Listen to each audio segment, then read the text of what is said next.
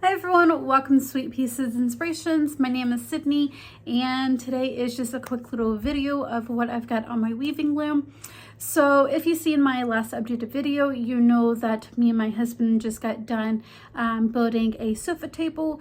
So with the sofa table, I want to decorate it and just give it a nice finish to it. And one of the things that I want to put on there is a nice table runner. So this video is just kind of going over the little specs of the table runner, the measurements, how I came about it, what I'm using as far as the yarn goes.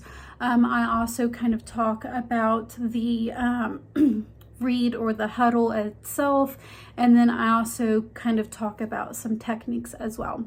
And there's at the end there is some time lapse as well, so please sit back and enjoy this video. And if you would like to see more, there is going to be a part 2 of when the table runner is fully completed and as I take it off the loom and do a fringe. So there will be a fringe on the table runner, so please stay tuned for the part 2 of this video, and I hope you guys greatly enjoy. As you see, I have already got this project warped, threaded, and dressed, and have already started on the project itself. So this is actually going to be a table runner once it is fully completed for my new sofa table that my husband just built. And our living room, the color palette is typically grays, navy blue shades, tans, that kind of color palette.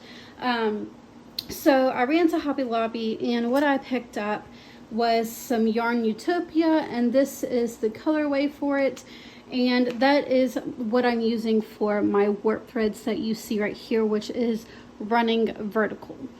Now for my weft, which is running horizontal, and you can see it on my shuttle, I am using the Yarntopia as well, which is in that colorway. How I obtained this look was, first, of course, I got all the measurements that I needed. Mainly it was to making sure that this table runner was going to be wide enough for my idea picture that I want to do with this table runner. And so how I kind of started about that was I ended up warping 10 warps through these slots. And what I mean by slots is, once you look at your reed or your heddle, is you'll see these slots. For those who have never seen weaving done before or have never woven before, you have these slots that run down in the middle between the two bars, and then once you got everything warped and you're ready to thread your loom, there's this open slot here that's in the middle of the bar, and you will feed one of your threads through that bar. So essentially you will have 2 threads in between these bars here, and then you will thread one through that open slot. So I started off there and measured how thick that was, this section right here, and then I also measured how thick 5 open slots were going to be as well. So that kind of gave me the idea of how many of these open spaces that I needed and how many of these sections I needed as well. So this look kind of gives it a little bit of a lace look to it, and that's really about how I came about this. And it's just a simple plain weave where you just weave back and forth. You don't have to use any pickup sticks or another heddle or anything like that. It's just a plain weave.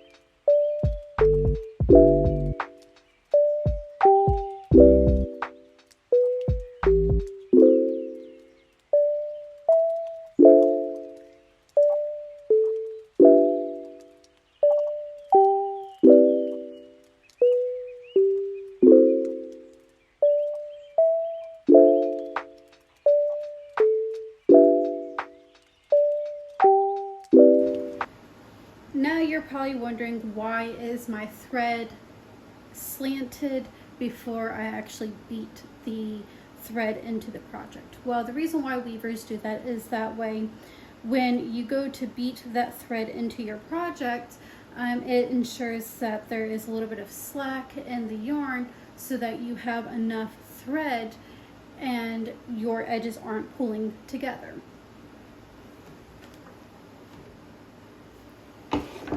So now if I was to do just straight instead of a slant, you probably won't see much of a difference right now, but if you continue doing it, eventually your edges might actually pull in. So that's the reason why a lot of weavers do slant their yarn, to making sure they do have enough thread and nothing's pulling in.